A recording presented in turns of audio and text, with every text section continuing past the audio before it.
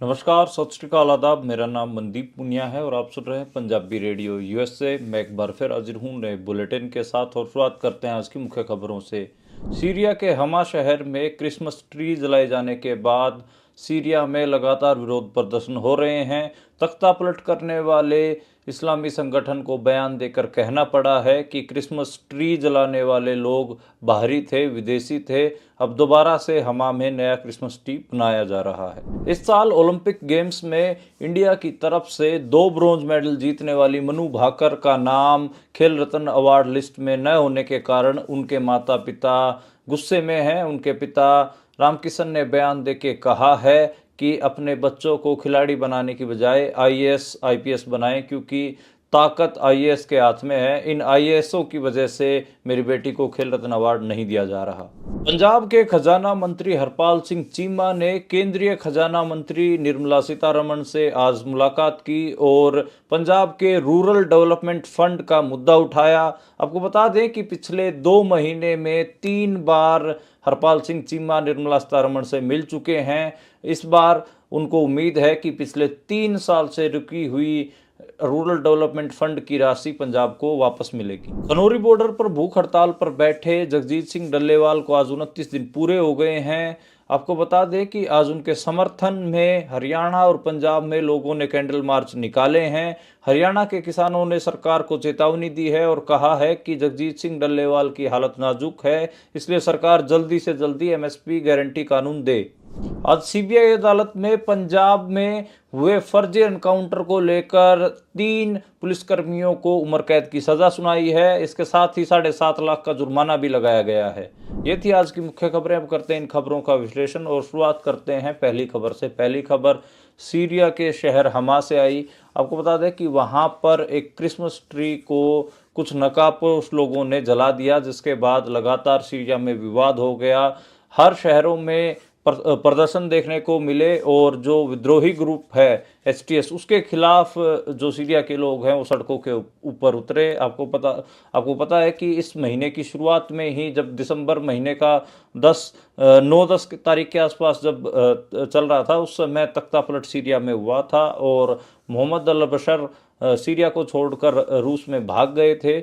और अब जो ये पूरा घटनाक्रम हो रहा है, इसमें लोग इसलिए भी आक्रोशित हैं क्योंकि सीरिया में अलग अलग मजहबों के समुदायों के लोग रहते हैं। उसमें अर्मीनियाई लोग हो गए, कुर्द हो गए, अर्सियन हो गए, ईसाई, ड्रूज, शिया और अरब सुन्नी, ये सब जो संप्रदाय हैं वहाँ पर मिलजुल कर रहते हैं। तो अर्मीनियाई और जो ईसाई जो ड्रूज हैं वो लगभग लोग कहीं ना कहीं क्रिश्चियनिटी को फॉलो करते हैं। और ये इस किस्म की घटना के बाद सीरिया में अनरेस्ट देखने को मिल रहा है। और जो विद्रोही गुट है एचटीएस, उसको भी बयान देके कहना पड़ा है कि जिन्होंने क्रिसमस ट्री को जलाया है वो बाहरी हैं, वो विदेशी हैं, उन्होंने अपनाया नहीं है। इसके अलावा ये भी कहा है कि तुरंत नए क्रिसमस ट्री को लगाया जा रहा है। कई खबरें जो राजधानी दमस्कस है वहाँ से भी आई और बॉब तुम्मा में तो बहुत बड़ा आंदोलन कहीं ना कहीं इसके खिलाफ देखने को मिला है। तो एक हिसाब से दिख रहा है कि हमा में जो घटना हुई उसका असर पूरे सीरिया की पॉलिटिक्स पे दिख रहा है। अब ये भी देखना होगा कि इन सारी चीज़ों के पीछे प्ले कौन कर रहा है। तो ये मतलब एक हिसाब से ऑर्गेनिक गुस्सा था और कहीं ना कहीं एचटीएस ग्रुप को, जो विद्रोही गुट है, उसको पहली बार एक स्टेप पीछे लेना पड़ा है। अगली खबर की ओर बढ़ते हैं और अगली खबर पाकिस्तान से आई। पाकिस्तान में जो इमरान खान के समर्थक थे, उन्होंने 2023 में आंदोलन किया था। 9 मई 2023 में उस आंदोलन के 25 लोगों को 2 से लेकर 10 साल तक की सजा आज पाकिस्तान की सैन्य अदालत ने सुनाई है। इसको लेकर अमेरिका का भी बयान आया है। हम सबको पता है कि जो इमरान खान है वो अमेरिका परस्त हैं और अमेरिका उनकी हमेशा सपोर्ट करता रहा है। ट्रंप उनकी हमेशा सपोर्ट करते रहे हैं और अभी भी ये कयास लगाए जा रहे हैं, ट्रंप अमेरिका में जीते हैं तो पाकिस्तान में तख्ता पलट हो सकता है और इमरान खान दोबारा से सत्ता पर काबिज हो सकते हैं। लेकिन आज जो फैसला आया है इस पे आप देखिए कि 25 लोगों को, जो 25 बड़े कार्यकर्ता हैं इमरान खान के, उनको सजा सुनाई गई है। इसको लेकर अमेरिका की तरफ से भी हालांकि प्रतिक्रिया आई है। जो अमेरिकन जो विदेश मामलों के प्रवक्ता हैं मैथ्यू मिलर, उन्होंने ट्वीट करके कहा है कि पाकिस्तान नागरिकों को सजा सुनाए जाने को लेकर वे चिंतित हैं और पाकिस्तानी अधिकारियों से निष्पक्ष सुनवाई करने और उचित प्रक्रिया के अधिकार का सम्मान करने का आह्वान करते हैं। यानी कि एक हिसाब से जो पाकिस्तान के अधिकारी हैं उनको कहा है कि आप निष्पक्ष सुनवाई करिए, उचित कार्रवाई प्रक्रिया का सम्मान करिए। ये बात अमेरिका के मैथ्यू मिलर ने कही है। यानी कि अमेरिका लगातार पाकिस्तान में जो घटनाक्रम हो रहा है उसके ऊपर भी कमेंट्री कर रहा है।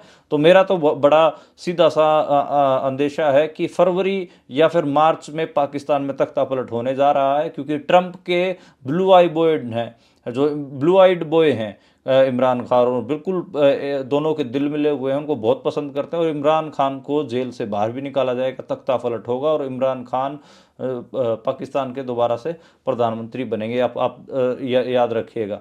और इसी वजह से जो घटनाक्रम हो रहा है, हर एक कोई भी घटनाक्रम हो रहा है, उस पर मैथ्यू मिलर या फिर अमेरिकन जो एजेंसीज हैं वो लगातार बयानबाजियां कर रही हैं। अगली खबर की ओर बढ़ते हैं और अगली खबर ओलंपिक खेलों में भारत को 2024 के ओलंपिक खेलों में 2 मेडल दिलवाने वाली मनु भाकर के बारे में। मनु भाकर ने इस साल जो ओलंपिक गेम हुए उसमें शूटिंग में 2 ब्रॉन्ज मेडल भारत को दिलवाए थे और उनका नाम खेल रत्न अवार्ड की लिस्ट में न होने के कारण उनके माता पिता को गुस्सा आया है। उनके पिता रामकिशन ने बड़ा बयान देते हुए कहा है कि कुछ आईएएस अधिकारियों के कारण उनकी बेटी को वंचित कर दिया गया है। बहुत सारे खिलाड़ी लिख रहे हैं। बजरंग पूनिया ने लिखा है कि मनु भाकर इकलौती भारतीय खिलाड़ी हैं जिन्होंने एक ओलंपिक गेम में लगातार 2 मेडल जीते हैं। एक ही ओलंपिक में 2 मेडल जीतने वाली पहली भारतीय खिलाड़ी हैं मनु भाकर। फिर भी उनको खेल रत्न अवार्ड की लिस्ट से अलहदा क्यों रखा गया? उन्होंने हालांकि मनु भाकर को ये कहा है कि आप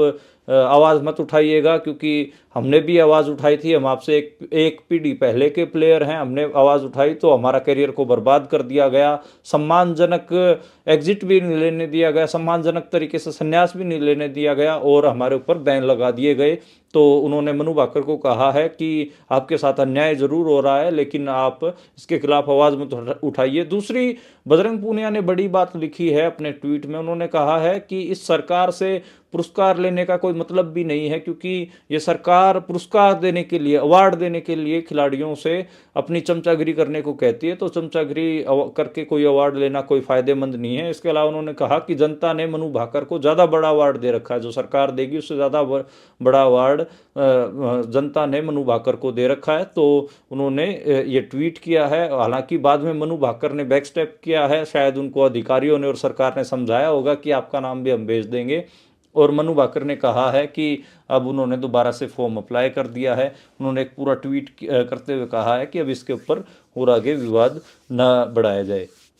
अगली खबर की ओर बढ़ते हैं और अगली खबर हरियाणा में, जो हरियाणा के पूर्व मुख्यमंत्री ओम प्रकाश चौटाला हैं, उनके जो उनकी मौत हुई है उसको लेकर अपडेट आई है कि ओम प्रकाश चौटाला की जो अस्थि कलश यात्रा है वो परिवार हरियाणा में पूरे 3 दिन के लिए निकालेगा। हालांकि बीच में पंजाब और राजस्थान के कुछ इलाकों में भी जाएंगे और उनके जो फूल जो होते हैं, जो अस्थियाँ होती हैं, वो प्रवाहित गंगा में कर दी गई हैं हरिद्वार में।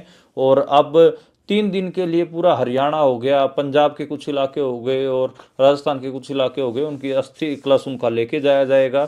तो ये एक अपडेट है। और जो केंद्रीय रक्षा मंत्री हैं राजनाथ सिंह, वो भी उनको श्रद्धांजलि देने के लिए आज सिरसा में उनके निवास स्थान तेजाखेड़ा में पहुंचे थे।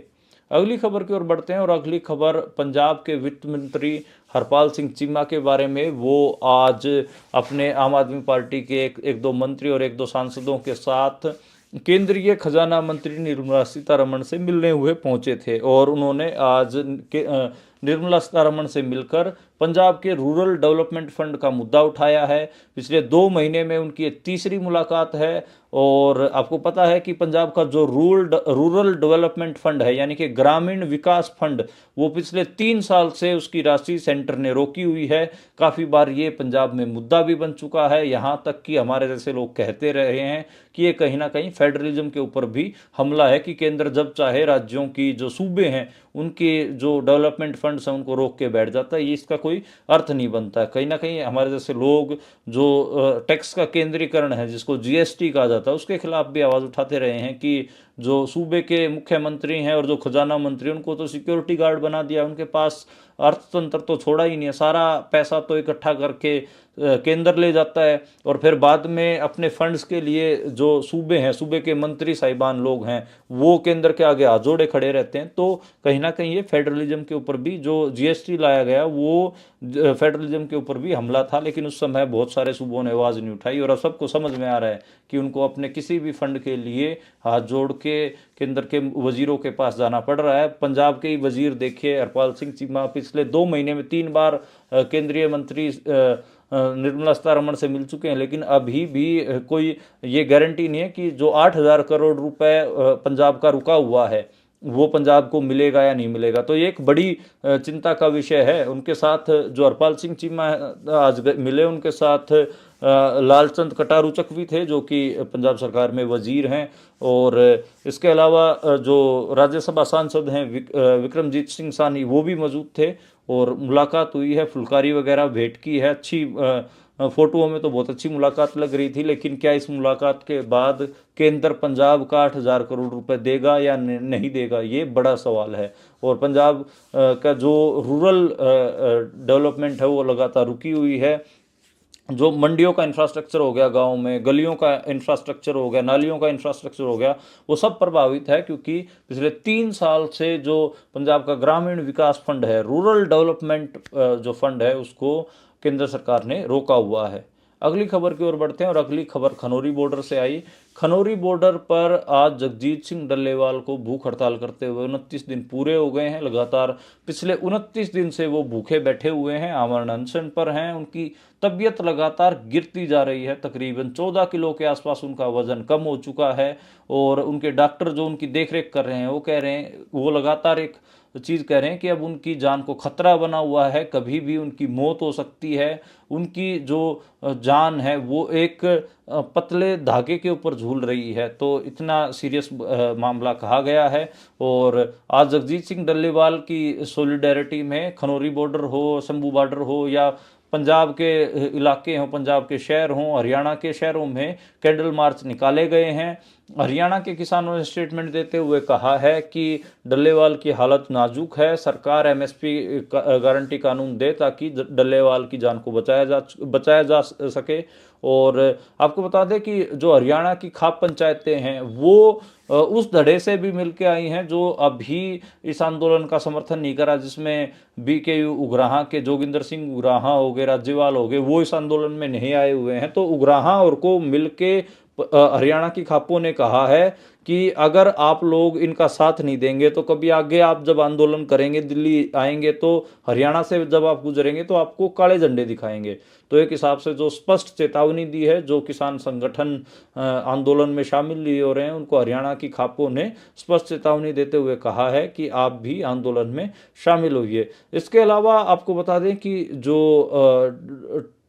डॉक्टर स्वाईमान है, उनका ट्विटर अकाउंट इंडिया में विदहेल्ड कर दिया गया है। वो लगातार अपने ट्विटर अकाउंट पर जगजीत सिंह डल्लेवाल के स्वास्थ्य की अपडेट दे रहे थे, तो उनका जो अकाउंट है वो विदहेल्ड कर दिया गया। ये जानकारी मेरे को लगता है कि आप तक पहुंचानी चाहिए थी। अब जो एक पंजाब 30 दिसंबर को पंजाब बंद करने की बात है, उसको लेकर किसान नेता स्वर्ण सिंह पंदेर ने बताया है कि 26 दिसंबर से इस चीज़ की प्लानिंग होगी कि कैसे पंजाब को बंद किया जाएगा, और उसमें ट्रेड यूनियनों का और बाकी किसान संगठनों का, धार्मिक संगठनों का, टैक्सी यूनियन वालों का, मजदूर संगठनों का, सबका साथ मांगा जाएगा और फिर पंजाब को बंद करवाया जाएगा। उन्होंने कहा कि सुबह 7 बजे से लेकर शाम 4 बजे तक पंजाब की इमरजेंसी सेवाओं को छोड़कर बाकी सारी चीज़ों को बंद करवाया जाएगा, ये बात कही है। और जगजीत सिंह डल्लेवाल की जो सुप्रीम कोर्ट में जो पंजाब सरकार ने रिपोर्ट पेश की थी, इसको लेकर जो उनकी डॉक्टरों की टीम है वो लगातार सवाल खड़े कर रही है। जो उनके डॉक्टर हैं, जगजीत सिंह डल्लेवाल की देखरेख करने वाले डॉक्टर हैं, उनकी स्टेटमेंट में आपको पढ़ के सुना देता हूं। उन्होंने कहा है कि डल्लेवाल को इन्फेक्शन का भी खतरा है, जिस वजह से वह रविवार पूरा दिन आंदोलन के मंच पर भी नहीं आए। इतने दिन तक कुछ नहीं खाया है, तो उनकी हालत सामान्य नहीं हो सकती। इतना कुछ होने के बाद भी सुप्रीम कोर्ट को दी गई रिपोर्ट में कहा गया है कि डल्लेवाल की तबीयत नॉर्मल है, डल्लेवाल की जिंदगी के साथ राजनीति की जा रही है। तो उनके डॉक्टरों का कि सीरियस एलिगेशन लगे हैं पंजाब सरकार का। जो एक हिसाब से सुप्रीम कोर्ट में जो वकील ने जो बात रखी कि उनकी तबीयत नॉर्मल है। इसके अलावा सुप्रीम कोर्ट लगातार कह चुका है कि अस्थायी अस्पताल में जगजीत सिंह डल्लेवाल को शिफ्ट किया जाए। 17, 18 और 19 दिसंबर को सुप्रीम कोर्ट की लगातार सुनवाई चली थी। अब तो सुप्रीम कोर्ट में सर्दियों की छुट्टियां हो गई हैं, तो अब सर्दियों की छुट्टियों के बाद ही कोर्ट लगेगा। लेकिन लगातार एक हिसाब से बड़ा आंदोलन होता जा रहा है और जगजीत सिंह डल्लेवाल की तबीयत भी लगातार गिरती जा रही है। लेकिन इसको लेकर सरकार गंभीर नहीं दिख रही, सीरियस नहीं दिख रही और काफ़ी चिंता का विषय ये बना हुआ है। अगली खबर की ओर बढ़ते हैं और अगली खबर आज पंजाब पुलिस के 3 पूर्व पुलिसकर्मियों, उनमें से एक SHO भी रहे, उनको उम्र कैद की सजा सुनाई गई है। CBI अदालत ने फर्जी एनकाउंटर मामले में फैसला सुनाया है और इन तीनों के ऊपर 7.5 लाख रुपए का जुर्माना भी लगाया गया है। मामला साल 1992 में तरन से जुड़े 2 युवकों के अपहरण, फर्जी मुठभेड़ और हत्या के मामले का है, जिसमें CBI की विशेष अदालत ने आज फैसला सुनाया है। इसमें जो तरन सिटी के उस समय के जो SHO थे गुरबचन सिंह, ASI रेशम सिंह और पुलिस मुलाजिम हंसराज को धारा 302 और 120B के तहत दोषी पाते हुए उम्र कैद की सजा सुनाई है। आपको बता दें कि जो दो लोग मारे गए थे, जगदीप सिंह उर्फ मक्खन और जो दूसरे उनकी सास सविंदर कौर की भी मौत हो गई थी, क्योंकि पुलिस ने उनके घर पर आकर फायरिंग की थी। तो 2 मौतें तो यही होगी। और दूसरा जो गुरनाम सिंह उर्फ पाली को भी निशाना बनाया था पंजाब पुलिस ने। और ये दोनों, मक्खन और ये गुरनाम सिंह, ये दोनों पंजाब पुलिस में ही होते थे, लेकिन इनकी फर्जी एनकाउंटर, फर्जी मुठभेड़ करके मारा गया था। और इसके खिलाफ एक पूरा षड्यंत्र कहा गया कि ये तो हथियारों के जखीरे के साथ थे और फर्जी मुकाबला दिखा के ये कहा गया कि हमारा तो पुलिस के साथ इनका हमारे साथ मुकाबला हुआ, उसमें ये मारे गए हैं। लेकिन सबको पता है कि उनको अपहरण करके उनको मारा गया था और वो अब कोर्ट में साबित भी हुई है। तो इसको लेकर इन तीनों को अब जो पूर्व SHO हैं उनको अब उम्र कैद की सजा सुनाई गई है। अगली खबर की ओर बढ़ते हैं और अगली खबर आज चंडीगढ़ से। चंडीगढ़ में जो नगर निगम की जो बैठक हुई, उसमें आज एक बार फिर से हंगामा हो गया। जो अनिल मसीह, जिन्होंने पेन की शाई से कांग्रेस और आम आदमी पार्टी के 8 वोटों को इनवैलिड कर दिया था, आज जब वो आए तो उनको कांग्रेसी सांसद वोट चोर कहने लग गए, जिसके कारण हाउस मीटिंग में जो कांग्रेस और बीजेपी के जो पार्षद थे वो आपस में भिड़ गए। वो वीडियो लगातार वायरल हो रही है, बड़ी मुश्किल से दूर किया गया। और जो नॉमिनेटेड पार्षद हैं अनिल मसीह, उनको वोट चोर लगातार कहा जा रहा है और वो वीडियो लगातार सोशल मीडिया पे वायरल हो रहा है। तो अब देखिए कि जिस आदमी ने इतनी भयंकर गड़बड़ी करी वो अभी भी नॉमिनेटेड पार्षद है और अभी भी वो जो हाउस मीटिंग है उनमें आ रहा है, तो इसलिए थोड़ा हंगामा तो होएगा ही। लेकिन आज जो विजुअल्स आए वो आप सब ने देखे, वो बहुत खतरनाक थे।